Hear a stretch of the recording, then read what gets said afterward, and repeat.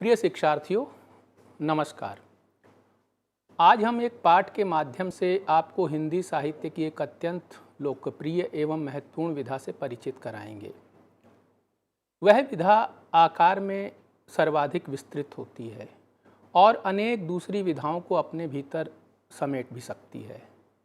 साथ ही दूसरे अनुशासनों जैसे समाजशास्त्र, इतिहास आदि को भी अपने भीतर पचाकर मार्मिक रूप दे सकती है। आप समझ ही गए होंगे कि यह विधा जीवन की व्यापकता और जटिलता को संपूर्णता में चित्रित कर सकती है। अब तक आपको यह संकेत मिल गया होगा कि हम किस साहित्यिक विधा की बात कर रहे हैं। जी हाँ, हमारा आशय उपन्यास से है। आपके पाठ्यक्रम में एक पाठ है विराटा की पद्मिनी। यह उपन्यास ही है। अनेक तत्वों एवं विशेषताओं के आधार पर हम विराटा की पद्मिनी की चर्चा करेंगे। उससे पहले हम कुछ बातें जान लेते हैं। हिंदी उपन्यास को हम 3 युगों में बांटते हैं: प्रेमचंद पूर्व युग, प्रेमचंद युग, प्रेमचंदोत्तर युग। आप जानते ही हैं कि इन तीनों युगों के विभाजन में प्रेमचंद का नाम क्यों रखा गया। इसलिए कि प्रेमचंद हिंदी के सर्वाधिक महत्वपूर्ण उपन्यासकार हैं और उन्होंने उपन्यास के स्वरूप में उल्लेखनीय परिवर्तन किया। स्पष्ट है कि प्रेमचंद युग में किसी भी उपन्यासकार के लिए लिखना और लोकप्रिय होना चुनौतीपूर्ण रहा होगा। विराटा की पद्मिनी के रचनाकार वृंदावन लाल वर्मा प्रेमचंद युग के ही उपन्यासकार हैं। उन्हें हिंदी का पहला ऐतिहासिक उपन्यासकार कहा जाता है। हिंदी की ऐतिहासिक उपन्यास लेखन परंपरा में उनका अद्वितीय योगदान है। वृंदावन लाल वर्मा का समय 1889 से 1969 है। उनके गढ़कुंडार, विराटा की पद्मिनी, झांसी की रानी लक्ष्मीबाई, कचनार, मृगनयनी, टूटे कांटे, माधवजी सिंधिया, भुवन विक्रम जैसे उपन्यास विशेष महत्व के हैं। इन उपन्यासों में से विराटा की पद्मिनी की रचना 1933 ईस्वी में हुई और यह पहली बार 1936 ईस्वी में प्रकाशित हुआ। शिक्षार्थियों, वर्मा जी के व्यक्तित्व की कुछ ऐसी विशेषताएं थीं जिन्होंने उन्हें ऐतिहासिक उपन्यास लिखने की ओर प्रेरित किया। शिकार और घुमक्कड़ी के शौक के कारण उन्होंने बुंदेलखंड का चप्पा चप्पा छान लिया था। उन्हें बुंदेलखंड की धरती, वहाँ की संस्कृति और भाषा शैली के प्रति गहरा लगाव था। साथ ही इतिहास के अध्ययन में भी उनकी गहरी रुचि थी। इन सब के साथ साथ देशभक्ति का भाव उन्हें विरासत में मिला था।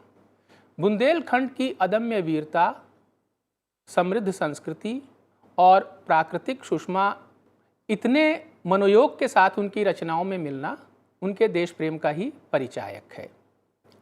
शिक्षार्थियों, आपने विराटा की पद्मिनी उपन्यास पढ़ा तो होगा ही। यदि नहीं पढ़ा है तो उसे अवश्य पढ़ लें। आगे जो बातें हम करने जा रहे हैं उन्हें बेहतर रूप से समझने के लिए आपके लिए उपन्यास का पढ़ा होना अत्यंत आवश्यक है। वैसे आपकी सुविधा के लिए हम इस उपन्यास की कथा संक्षेप में आपको सुना देते हैं। तो आइए इस कथा को एक बार सुन लेते हैं। दिलीप नगर का एक राजा था नायक सिंह। वह बड़ा सनकी तथा अधपगला था। मकर संक्रांति का दिन था और इस अवसर पर राजा अपने दरबारियों के साथ पालर की झील में स्नान करने आया। इस दौरान राजकुमार कुंजर सिंह और सैनिक सरदार लोचन सिंह देवी के दर्शन के लिए दुर्गा मंदिर गए। ठीक उसी समय कालपी के फौजदार अली मर्दान के 2 मुसलमान सैनिक भी वहां आए। दोनों तरफ के सैनिकों में झड़प हो गई। झड़प ने छोटे मोटे युद्ध का रूप ले लिया। कालपी के सैनिक दुर्गा मंदिर को नष्ट करके दुर्गा का अवतार माने जाने वाली दांगी कन्या कुमुद का अपहरण करना चाहते थे। इधर दलीप नगर का सनकी राजा भी कुछ कम न था। वह कुमुद के सौंदर्य की कहानी सुनकर इतना प्रभावित हुआ कि उसे अपने महल में रखना चाहता था। सन की तो वह था ही। इस सनक के चलते काल्पी सैनिक टुकड़ी पर आक्रमण कर देता है और मारकाट मच जाती है। शिक्षार्थियों, नायक सिंह की हार बस होने को ही थी कि एक बहादुर बुंदेला देवी सिंह उधर आ निकला। वह पार्लर में बारात के साथ दूल्हा बनकर आया था। वह नायक सिंह की रक्षा करता है। काल्पी के सैनिक पराजित होकर भाग जाते हैं, पर इस लड़ाई में राजा और वह युवक देवी सिंह घायल हो जाते हैं। उपचार के बाद दोनों स्वस्थ हुए। देवी सिंह राजा का प्रिय हो गया। वह राजा के ही साथ रहने लगा। उधर कुमुद के प्रति श्रद्धा होने पर राजकुमार कुंजर सिंह के मन में उसके प्रति प्रेम भाव उत्पन्न होता है। कुमुद भी कुंजर के प्रति आकर्षित होती है। इस प्रेम के कारण कुंजर सिंह कुमुद को अली मर्दान और नायक सिंह दोनों से बचाने का संकल्प करता है। इस बीच राजा नायक सिंह का स्वास्थ्य निरंतर गिरता गया। एक दिन वह मर गया और राजा बना देवी सिंह। आप सोच में पड़ जाएंगे कि राजकुमार तो कुंजर सिंह था, वह राजा क्यों नहीं बना? इसका कारण है कुंजर सिंह का दासी पुत्र होना। खुद कुंजर सिंह भी देवी सिंह के राजा बनाए जाने का विरोध करता है, पर कुछ हो नहीं पाता। राजा नायक सिंह की छोटी पत्नी यानी छोटी रानी भी विद्रोह करती है। वह स्वयं दिलीप नगर की गद्दी पर बैठना चाहती है। इसके लिए वह अली मर्दान को राखीबंद भाई तक बनाती है। धूर्त नौकर रामदयाल यह सब करने में छोटी रानी की मदद करता है। कुंजर इन सब से अलग स्वतंत्र वृत्ति का है। वह देवी सिंह का तो विरोधी है, पर अली मर्दान की सहायता लिए जाने का विरोधी है। इस कारण से वह छोटी रानी के क्रोध का शिकार भी होता है। कुंजर सिंह सिंहगढ़ के किले पर कब्जा करके वहीं रहने लगता है। परिस्थितिवश छोटी रानी भी अली मर्दान कुमुद के रूप का लोभी तो है, परिस्थितिवश छोटी रानी भी वहां आ जाती है। अली मर्दान कुमुद के रूप का लोभी तो है ही, वह उसे अपने हरम में शामिल करना चाहता है। अली मर्दान भय से भयभीत होकर नरपति सिंह कुमुद को लेकर विराटा के दुर्ग में चला जाता है। उधर कुंजर सिंह को भी सिंहगढ़ छोड़ना पड़ता है। वह देवी सिंह से पराजित हो जाता है। भटकता हुआ विराटा के किले में पहुंचता है तो वहां उसे विराटा के दुर्गा मंदिर की रक्षा का भार सौंपा जाता है। छोटी रानी सिंहगढ़ के दुर्ग से निकलकर रामनगर के किले में शरण लेती है, जो कि विराटा का पुश्तैनी दुश्मन है। अब अली मर्दान कुमुद को पाने के लिए विराटा पर आक्रमण कर देता है। उधर देवी सिंह भी इच्छा न होने पर भी विराटा पर ही आक्रमण करता है। कारण है कुंजर सिंह। कुंजर सिंह जो खुद कुमुद से प्रेम करता है, उसकी रक्षा का भार लेता है। विराटा की गढ़ी दोनों तरफ से घिर जाती है। विराटा का राजा और वहां के सैनिक केसरिया वस्त्र धारण करके लड़ते हैं और अंत में लड़ते लड़ते मृत्यु का आलिंगन करते हैं। कुंजर सिंह कुमुद की रक्षा के लिए उसे लेकर मंदिर से बाहर निकलता है, और जब वह बाहर निकलता है तो कुमुद कुंजर सिंह के गले में जंगली फूलों की एक माला डालती है। दोनों अलग अलग राहों की ओर चले जाते हैं। कुंजर सिंह का सामना देवी सिंह से होता है। वह देवी सिंह के हाथों मारा जाता है। उधर अली मर्दान कुमुद का पीछा करता है, पर वह उसके हाथ नहीं पड़ती। बेतवा में कूदकर प्राण त्याग देती है और अपना नाम विराटा की पद्मिनी सार्थक करती है। फूल उड़ जाते हैं और गंध रह जाती है। प्रिय शिक्षार्थियों, अभी आपने विराटा की पद्मिनी उपन्यास की कथा संक्षेप में सुनी। अब यह हम देखेंगे कि किसी भी उपन्यास का विवेचन कैसे किया जाता है। आपने कभी सुना भी होगा कि किसी उपन्यास का विवेचन करने के लिए कुछ तत्वों को आधार बनाया जाता है। कथावस्तु, पात्र एवं चरित्र चित्रण, परिवेश या वातावरण, संवाद योजना, भाषा शैली एवं उद्देश्य अथवा संदेश। शिक्षार्थियों, विराटा की पद्मिनी को समझने समझाने के लिए भी हम इन्हीं तत्वों को आधार बनाएंगे, पर थोड़े से परिवर्तन के साथ। इसका कारण यह है कि यह एक ऐतिहासिक उपन्यास है। कथावस्तु को समझने के लिए हम कथा में इतिहास और लोक कथा और विषय वस्तु और संदेश शीर्षकों के माध्यम से इसके कथानक की चर्चा करेंगे। शिक्षार्थियों, विराटा की पद्मिनी में इतिहास प्रमुख नहीं है, उसका सहारा मात्र लिया गया है। इसकी कथा जिन राज्यों से संबद्ध है वे राज्य हैं दलीप नगर, बड़नगर, विराटा, रामनगर, भांडेर और कालपी। इन राज्यों में से अधिकतर का उल्लेख इतिहास की किताबों में नहीं मिलता, पर इनके गढ़ और उनके अवशेष आज भी बुंदेलखंड में मौजूद हैं। बुंदेलखंड के लोगों के बीच हम इतिहास से संबंधित अनेक लोक कथाएं और किंवदंतियां प्रचलित देखते हैं। इन्हीं में से एक लोक कथा दांगी कन्या की भी है, जिसे आधार बनाकर वर्मा जी ने अपने उपन्यास के कथा संसार का निर्माण किया है। अपनी कल्पना को उन्होंने इस दांगी कन्या के रूप, जनता की उसके प्रति असीम श्रद्धा, उसके प्रेम और बलिदान की मार्मिक कथा प्रस्तुत की है। इस कथा में उन्होंने दिलीप नगर राज्य के आंतरिक षड्यंत्रों तथा छोटे छोटे हिंदू राजाओं के आपसी वैमनस्य और कालपी के फौजदार अली मर्दान से उनके युद्ध का वर्णन करके कथा को और भी रोचक तथा सार्थक बनाया है। इससे स्पष्ट है कि विराटा की पद्मिनी में इतिहास, लोक कथा और कल्पना का अद्भुत मिश्रण है। वर्मा जी उस काल के ऐतिहासिक परिदृश्य को प्रस्तुत करते हैं और लोक कथाओं, किंवदंतियों तथा कल्पना का भी सहारा लेते हैं। शिक्षार्थियों, इस उपन्यास को और आगे समझने के लिए आइए अब इसके विषय वस्तु और संदेश की ओर चलते हैं। किसी भी उपन्यास का यह उद्देश्य नहीं होता कि वह केवल कथा कहे और उसके माध्यम से पाठकों का मनोरंजन भर करे। वर्मा जी का भी यह उद्देश्य नहीं था। दरअसल विराटा की पद्मिनी के माध्यम से वर्मा जी चरित्रों को आधार बनाकर बुंदेलखंड के दिव्य प्रेम और अपूर्व बलिदान को दिखाना चाहते हैं।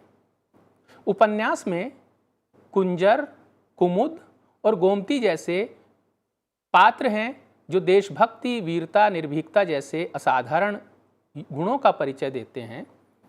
अली मर्दान, जनार्दन, नायक सिंह, रामदयाल जैसे पात्र सत्ता के लिए षड्यंत्र, भोग विलास, स्वार्थ आदि में पड़े दिखाए गए हैं।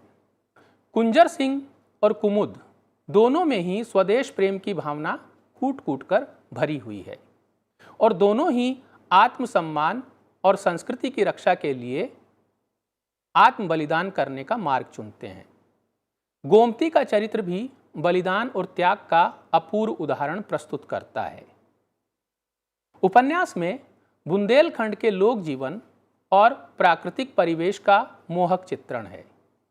विभिन्न पात्रों के परस्पर व्यवहार से मानवीय विशेषताओं और उनकी चरित्र की उदात्तता का रेखांकन किया गया है। स्वाधीनता और आत्मसम्मान की रक्षा के लिए प्राणों का उत्सर्ग कर देने का संदेश दिया गया है इस उपन्यास में। यही इस उपन्यास की कथा की वस्तु है। शिक्षार्थियों, आइए अब हम उपन्यास के प्रमुख पात्रों के चरित्र चित्रण की विशेषताओं की चर्चा करें, यानी इसके पात्र कैसी विशेषताएं रखते हैं, ये हम यहाँ पर जानेंगे। इस उपन्यास में कुछ पात्र ऐसे हैं जिनकी ओर संकेत भर किया गया है, उनका विस्तृत चित्रण नहीं किया गया। उदाहरण के लिए बुंदेलखंड के सामान्य एवं साधारण पात्र, उनके शौर्य, बलिदान और भावों का उपन्यास में उल्लेख है, पर उनका अलग अलग रूप में चित्रण नहीं है, वे समूह के रूप में हैं। इस उपन्यास की केंद्रीय पात्र दांगी कन्या कुमुद है, जिसे विराटा की पद्मिनी कहा गया है। दांगी कन्या कुमुद को विराटा की पद्मिनी इसलिए कहा गया है कि उसकी कहानी चित्तौड़ की पद्मिनी या पद्मावती से मिलती जुलती है। एक साधारण दंगी किसान नरपत सिंह की पुत्री है वह, और जन्म से अतीव सुंदर है। किशोरावस्था तक पहुँचते पहुँचते उसके सौंदर्य और तेज की ख्याति चारों ओर फैल जाती है। चंपा के समान गोरी, सुगंधमय तथा कमल के समान कोमल होने के कारण कुमुद पद्मिनी नाम से विख्यात हो जाती है। लोग उसे दुर्गा का अवतार मानते हैं। उसका पिता भी स्वार्थवश उसे इसी रूप में प्रचारित करता है। इस प्रकार उस पर देवत्व का आरोप हो जाता है। दिलीप कुमार के राजकुमार कुंजर सिंह के प्रति उसका प्रेम विकसित होता है, पर दोनों ही इस विषय में चुप रहते हैं, मौन रहते हैं। कुंजर सिंह के मारे जाने पर वह अलीमर्दान से अपनी रक्षा के लिए बेतवा नदी में छलांग लगा देती है। इस प्रकार कुमुद का चरित्र दिव्य प्रेम और बलिदान की एक मधुर कल्पना है। अभी तक आपने कुमुद के चरित्र को समझा और उसकी विशेषताओं को जाना। इस उपन्यास का दूसरा प्रमुख पात्र है कुंजर सिंह। वह है तो दिलीप नगर का राजकुमार, पर दासी पुत्र होने के कारण राज सिंहासन का अधिकारी नहीं है। देवी सिंह को राज सिंहासन का उत्तराधिकारी घोषित कर दिए जाने के बाद कुंजर सिंह की राजगद्दी पाने की क्षीण आशा समाप्त हो जाती है। इस बीच कुमुद से उसका प्रेम हो गया है और वह अपने कामुक पिता तथा कालपी के फौजदार अली मर्दान से उसकी रक्षा करने का निश्चय कर चुका है। देवी सिंह के राज सिंहासन पर आसीन हो जाने पर वह विद्रोह कर देता है और सिंहगढ़ नामक दुर्ग पर कब्जा करके वहां भावी युद्ध के लिए सैन्य संगठन करना आरंभ कर देता है। वह छोटी रानी द्वारा अली मर्दान की सहायता लेने का विरोध करता है, क्योंकि वह देशभक्त है और स्वार्थवश विदेशियों की सहायता लेना उचित नहीं समझता। एक स्थिति ऐसी आती है जब वह कुमुद के प्रति अपने प्रेम को छिपाता नहीं और उसकी रक्षा के लिए अपने प्राण तक दे देने की मंशा रखता है। विराटा पर अली मर्दान और देवी सिंह एक साथ आक्रमण करते हैं। कुंजर सिंह इस युद्ध में अद्भुत वीरता और रण कौशल का परिचय देता है, पर वह विराटा गढ़ का पतन रोक नहीं पाता। गढ़ का राजा और अन्य सैनिकों के साथ कुंजर सिंह भी केसरिया बाना धारण करके जौहर व्रत का संकल्प कर मंदिर से कुमुद को लेकर बाहर निकलता है। बाहर निकलते ही देवी सिंह के हाथों वीर गति को प्राप्त होता है। इस प्रकार कुंजर सिंह एक वीर योद्धा, स्वाभिमानी, देशभक्त और सच्चे प्रेमी के रूप में सामने आता है। देश और प्रेम के लिए अपना सर्वस्व अर्पित कर देना, प्राणों की बलि चढ़ा देना उसके चरित्र की प्रमुख पहचान है। इस उपन्यास में अली मर्दान एक प्रमुख पात्र है। वह कालपी का फौजदार है, मुगल दरबार की राजनीति से भी जुड़ा हुआ है। वह कालपी के आसपास के हिंदू राज्यों पर नज़र रखता है और उन्हें डराता धमकाता है। उसके पास बड़ी सेना है और रणनीति का ज्ञान भी उसे अच्छा है। पालर में अपने सैनिकों की पराजय के बाद वह दिलीप नगर के राजा को एक पत्र भेजता है। पत्र में कड़ी शर्तों का पालन न करने पर युद्ध की धमकी देता है। नायक सिंह की मृत्यु के बाद वह विद्रोही छोटी रानी का राखी बंद भाई बनकर अपने दरबारियों और रामदयाल के उकसाने पर कुमुद को अपनी रानी बनाने का निश्चय करता है। वह विराटा के गढ़ को ध्वस्त कर देता है पर कुमुद को प्राप्त नहीं कर पाता।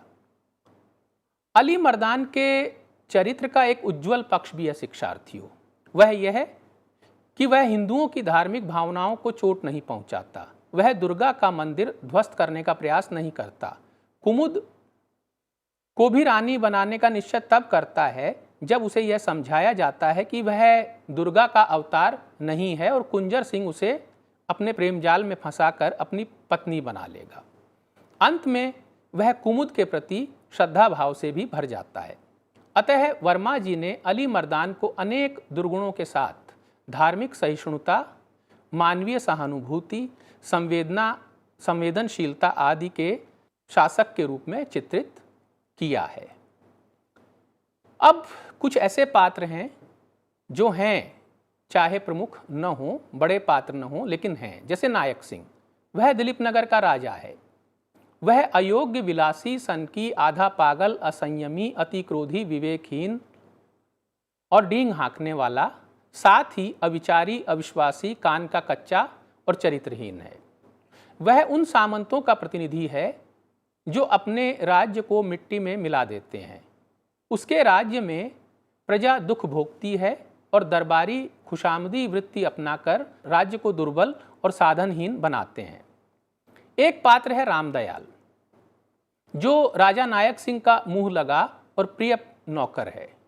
वह अत्यंत स्वार्थी, झूठा, खुशामदी, आत्मसम्मान से शून्य, मक्कार, धर्म भाव से रहित, क्रूर, कायक और चरित्रहीन व्यक्ति है। राजा नायक सिंह की वासना पूर्ति के लिए वह युवतियों का अपहरण करता है। छोटी रानी के आदेश पर जनार्दन शर्मा का सिर काट कर लाने का वचन देता है। छोटी रानी के साथ मिलकर तरह तरह के कुचक्र रचता है। कुल मिलाकर वह एक खल चरित्र का प्रतिनिधित्व करता है। शिक्षार्थियों, अब तक जो हमने चर्चा की उसके माध्यम से आपने कुछ चीज़ों पर ध्यान दिया होगा और कुछ चीज़ें आपको समझ में आई होंगी। जैसे हमने ये चर्चा की कि वृंदावन लाल वर्मा किस काल के उपन्यासकार हैं, उनका महत्व क्या है, विराटा की पद्मिनी उन्होंने क्यों लिखा, विराटा की पद्मिनी की विषय वस्तु क्या है, उसका कथानक कैसा है। इसके साथ साथ उसमें जो चरित्र मिलते हैं, जो पात्र मिलते हैं, उनमें से जो प्रमुख पात्र हैं उनकी क्या क्या विशेषताएं हैं। यह अब तक जो हमने चर्चा की, यह इस उपन्यास को समझने के लिए एक अंश की प्रस्तुति थी। अगले अंश में हम इस उपन्यास की कुछ और तत्वों के आधार पर समीक्षा करेंगे। तो आप प्रतीक्षा कीजिए उस अगले अंश की।